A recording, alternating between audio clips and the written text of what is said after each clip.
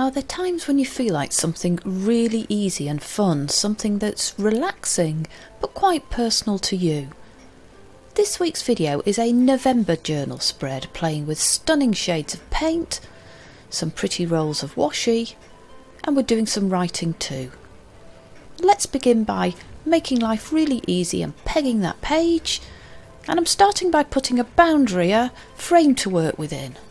And if you share this passion for paper, for creating and playing with paint, then hit the subscribe button and ring the notification bell. I have lots more videos and ideas to come. The washi that I'm using here is in a gentle shade of fawn with some little square details to make it a bit more interesting. I'm adding a little piece on either side, and then I'm going to add a second piece also in shades of brown so that I get a sense of layering, and I like to add that just to add some interest. So a really easy way to frame your picture, to frame your journal spread. I'm going to add some paint in the middle, so I have my little pot of clean water, and because I want to choose from a range of colours, I thought I'd use my lovely palette here of watercolour paints.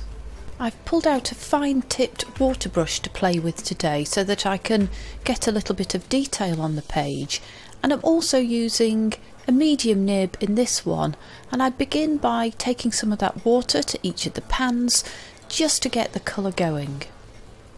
I'm also using this water brush to start getting a wash on the page. The water will mix with the paints and really do some of the work for us today, do some of the magical blending that we want. I played with this technique last week when I painted these little red toadstools. I'm also thinking of incorporating one of the little trees, the doodles that I did a few weeks ago.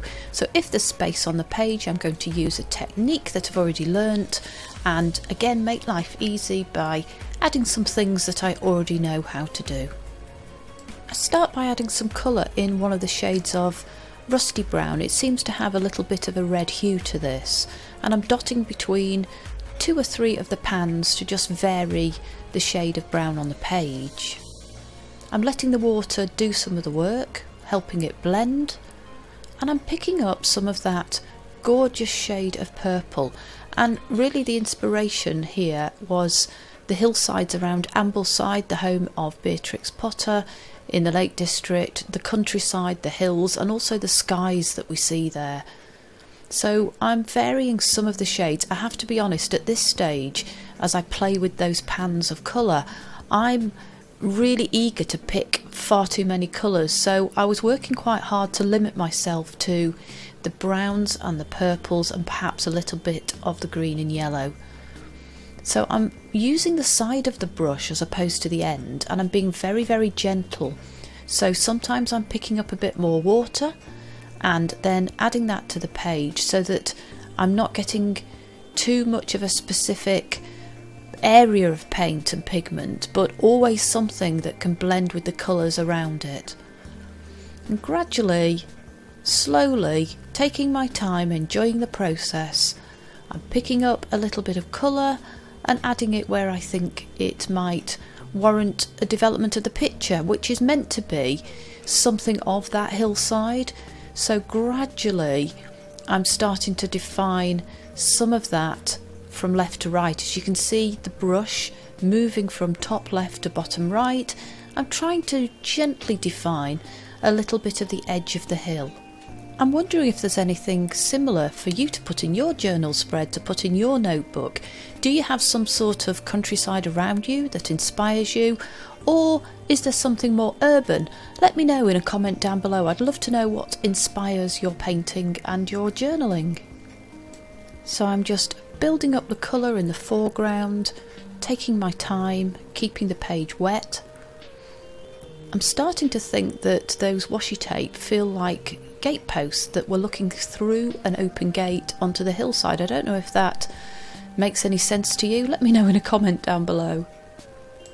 And as I just finish off this picture, I'm adding a tiny bit more definition to the edge of that front hillside, a little bit of olive green in the foreground, and then picking up a tiny bit of yellow, just slightly fresher grass that's nearer to us on this side of the hill. You could of course use pencils for this, and if you have any watercolour pencils, I think those would be fabulous because you could have a lot of fun working with the water and helping the colours to blend. And just to speed things up, I'm drying off the page, working on either side of the page to make it stay as flat as possible. So here we are, front and back. I want to add another border at the top and the bottom here, and I want to choose a colour of pen that's sympathetic to the page. And although I often like to use black, I think this paler shade of brown might be better. So I'm just checking the box they came from to see if there's a better alternative. Most of them seem to be really bright. They are Arteza gel pens, and I like to write with these. I like to journal with them. I think the best one probably is this deep camel colour. It's sympathetic to the washi tape, so it won't overly distract from the picture that's in the centre of the page. And the border that I'm doing is the easiest in the world, so it is an intentionally wiggly line. I have done this before in one of my other journal spreads, and because we are going to add a tiny bit of detail, a tiny bit of shading and colouring around that border, I'm allowing the lines to cross so that we can create a space to put a teeny tiny box to colour in. How satisfying and easy was that? If you fancy something different, you could use the dashed lines that I tend to use quite a lot on some of my other journal spreads. But here's an example of the one that we're going to create today. In black and white, you can see that it is rather dramatic, rather effective, so I really like that one. And all we need to do is relax, draw squares and colour them in. How easy is that? So take your time, work around the border, spreading them out, tidy little squares using your gel pen. And again, watercolour pencils will be just as easy to use. And now we have a frame for our journal spread, and we can do some writing here, and perhaps up here, and definitely down here. I like to use book pages in my spreads, and one way of making life really easy is to have a little collection of similar shades and tones like these neutrals and fawns in a little pack together. So sometimes I just sit and I watercolour pages like this, or I stamp on them and paint with varying colours of a palette, of a common palette, and these are really useful for either using in a journal that you're making, or tearing up and using pieces on the page. I also want to do some stamping today, and I like putting text on the page, so with a cute little ink pad here in a shade of brown, I'm stamping up a very old and battered stamp. I really need a new one, and I'm just going to put some text at the bottom right there. It's in a cursive script and the ink is rather gentle, so it's a gentle shade of brown, so not too dominant on the page. And to get a bit of balance, I think I'll have just a little bit more on the top left. And although I'd love to use that book page that I've previously stamped and painted because I think the colours go, I'm not sure I can fit it in. So I graciously set it aside, and I'll do some journaling instead up here on the left. I'm going to create a border using these watercolour pencils, so I'm picking a couple of colours that are featured in the painting that we did, so that purple and a lovely rusty brown. They're from my Arteza set.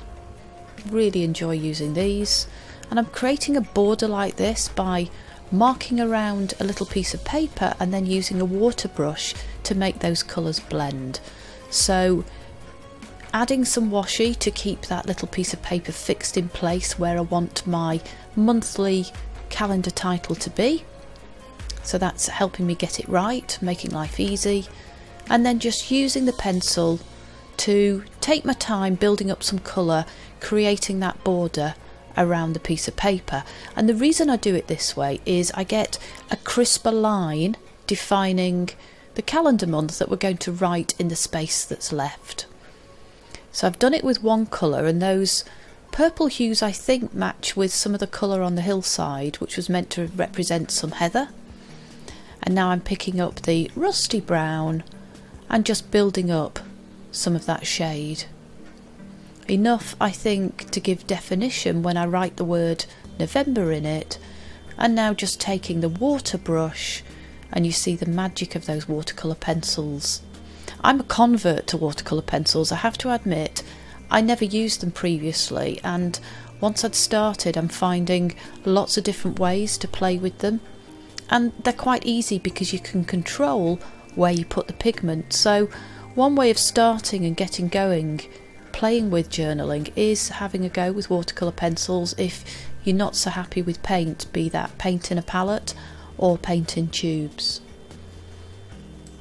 Feel free to use my Arteza discount code. It relates to all of Arteza's products, and I've put it in the description box down below. Now I'm adding the name of the month that the journal spread relates to, and I'm using handwriting rather than a stamp. I guess I could have stamped it, but I really like the effect of handwriting. I think it makes it personal to you, and that's more fun and satisfying. I'm using a black joie marker, so just really a black pen, to add a little bit more definition and weight to each of the downstrokes of the word. So it's a very easy way of making handwriting just a little bit more special, a little bit more like a title for a page. So just steadily working around the letters and numbers and adding a bit more emphasis. So I think that really makes it all stand out a bit better. What do you think? And a final bit of decoration and detail in some faux stitching just on the interior of the box that we've created. So just to add a little bit more emphasis to this as a title to the page. I like to use my journaling to make me feel better about the world, to feel more positive and strong. So on today's journal spread, I'm sharing a little technique that I've used on a number of occasions to help me structure some thoughts around that positivity. So the journaling I'm doing is on 3 points around things that I want to stop doing, things that I want to start doing, and really great things that are good to continue. And maybe you have got some ideas or thoughts using this structure too. I would love to see any of your journal pages if you create something along these lines. So using my black gel pen, I'm writing about continuing to play and learn and try new things, and that's something I committed to do at the beginning of 2019, so I'm trying to follow that through. I'm talking about starting doing more planning because I would like to be more productive so that I can get more done, and also perhaps stopping getting stuck in one place just doing the same thing. Again, that could be crafting, or it could be watching the same YouTube channel. I want to try and explore new channels and see new ideas. I'm just using another of the watercolour pencils to add a little bit of definition to each of those points, to bullet point them. So again, it's in the same shade of brown, and I want to put some text down at the bottom left. But first I'm going to play with another of these little mows. I used them in a journal spread a couple of weeks ago, and I didn't actually realise that you could peel the back off. They come from a little box that I was kindly sent from Your Creative Studio, so I feel like that goes with the rest of the spread. For my writing, I typically dig into a little basket that I keep on my desk, so here I'm just pulling out some of the commonly used colours, so shades that are in the picture, in olive green, in a deep brown, and I'm pulling out joie markers and Inconic pens. They have different degrees of thickness in the nib, and I want to alternate the colours in my writing as well. So I'm starting by bringing some of that green from the bottom of the hillside further down the page. So I'm writing in a shade of pale olive green, a gentle green, and then on the words that I want to give some emphasis to, the words that really matter, that I want to shout out, I'm just alternating and using the brown. And it's a really easy technique. It continues the picture, I think, down to the bottom of the page, so it fills it in an interesting way, and it's also a bit of fun. I'm writing about seizing the moment as a new month begins, and the sense of positivity as we embark at the beginning of November. and turning the page on its side, still using those same pens, I'm just writing a few words to make a promise to myself. Feel empowered to do more, to try more. And just like I'm trying to do with this journal spread in a notebook today, let's be brave, let's have a go at new things, and let's take a bit of a risk, because sometimes you create the most rewarding and satisfying crafty items from having a go at something new and also having a lot of fun. So I'm just taking those emotions and those thoughts and putting them in the space at the bottom of the page. Lots of you have told me that you do your journaling and you play with paper and paint to relax, and I absolutely agree. And as it's also about having fun, I'm finishing off with one of my favourite ways of painting, using a little paint tube of gouache here in a metallic bronze. I'm adding a fair bit of water and then flicking it over the page, and what I'm representing here is the infamous rain that we get in the northwest of England. I'm adding another spray of colour in that gorgeous deep lilac purple. And this is my journaling spread for November. Hit the subscribe button if you've enjoyed it and that little notification bell, and we'll come back together again next week for a lot more fun.